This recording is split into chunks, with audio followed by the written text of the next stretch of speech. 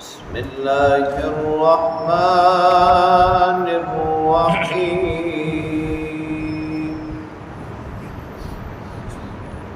ولا تقولوا لمن يقتل في سبيل الله أموات بل أحياء ولكن لا تشعرون ولنبلونكم بشيء من الخوف والجوع ونقص من الأموال والأنفس والثمرات وبشر الصابرين الذين إذا أصابتهم مصيبة قالوا إنا لله وإنا إليه راجعون أولئك عليهم صلوات من ربهم ورحمة وأولئك هم المهتدون صدق الله وصدق رسوله النبي الكريم۔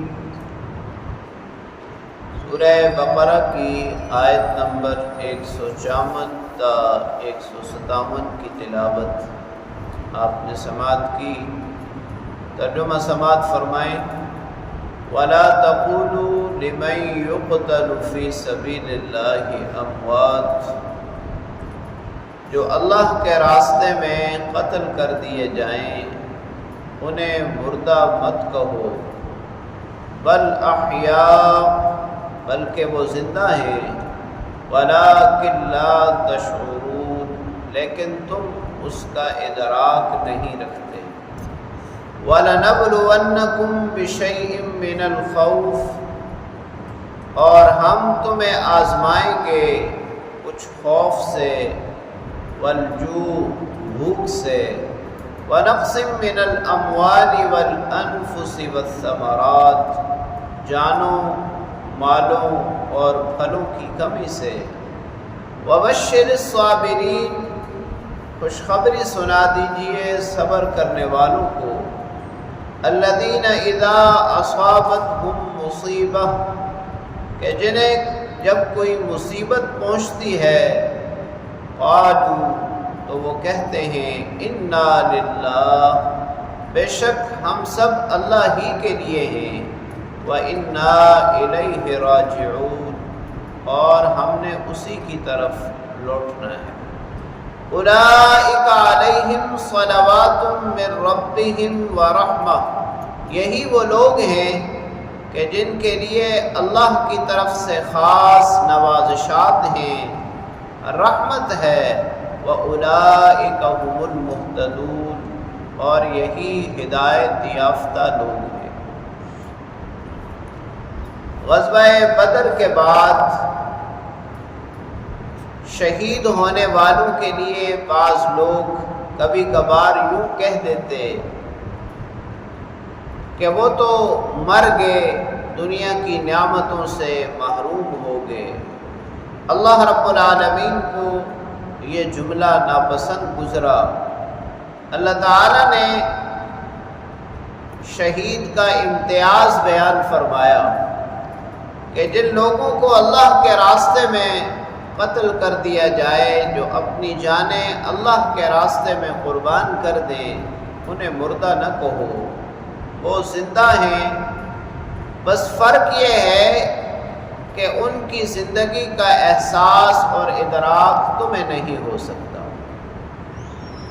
یہی وجہ ہے کہ شہید کے بارے میں یہ حکم ہے کہ اسے ان ہی کپڑوں میں بغیر غسل دیے دفن کیا جائے۔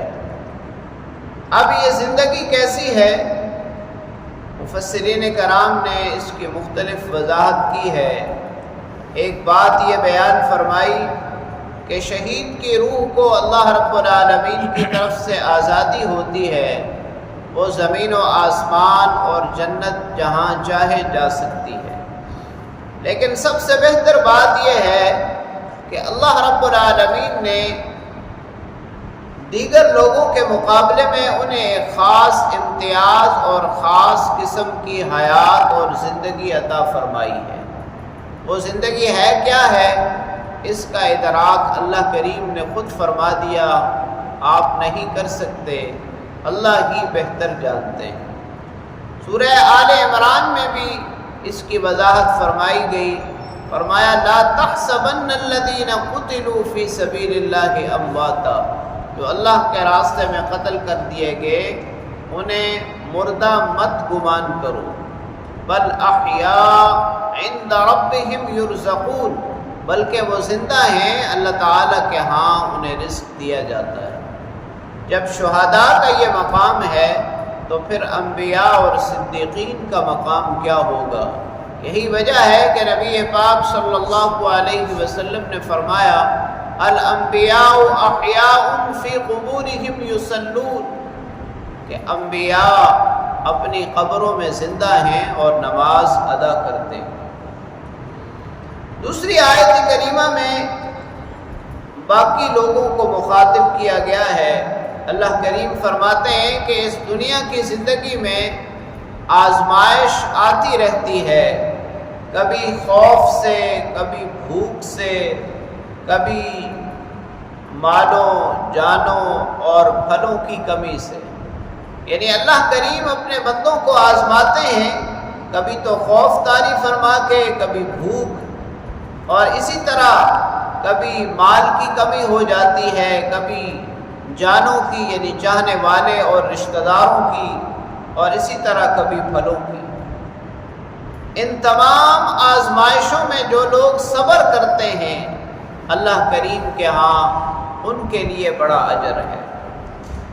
گزشتہ آیت کریمہ میں اللہ رب العالمین نے یہ حکم دیا تھا کہ ایمان والے صبر اور نماز کے ذریعے استعانت حاصل کریں، اللہ کی مدد چاہیں۔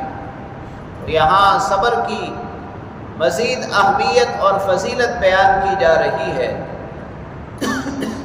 اور صبر کرنے والوں کا طرز عمل یہ ہوتا ہے کہ جب ان پر کوئی آزمائش، کوئی مصیبت آتی ہے تو وہ اپنے آپ کو اللہ کے حوالے کر دیتے ہیں۔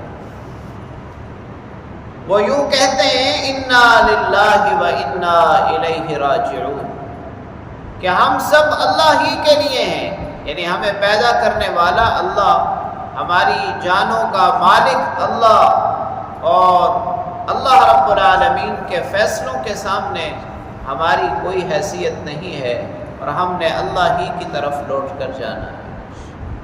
اسی لیے یہ استرجاع، یعنی جب کوئی شخص دنیا سے چلا جاتا ہے تو اس کے بعد وفات کی خبر سننے کے بعد یہ مسنون کلمات ہیں جو کہے جاتے ہیں، جو اللہ رب العالمین کی رضا میں راضی ہونے کے مترادف ہے۔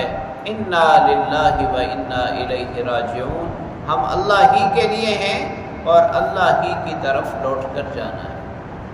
جو لوگ دنیاوی آزمائش اور مصیبتوں پر صبر کرتے ہیں اور صبر کے اس مقام تک پہنچ جاتے ہیں، ان کے لیے اللہ کی طرف سے 3 انعامات ہیں۔ صلوات من ربہم، اللہ کی طرف سے خاص نوازشات، خاص انعامات کے یہ لوگ مستحق ہیں۔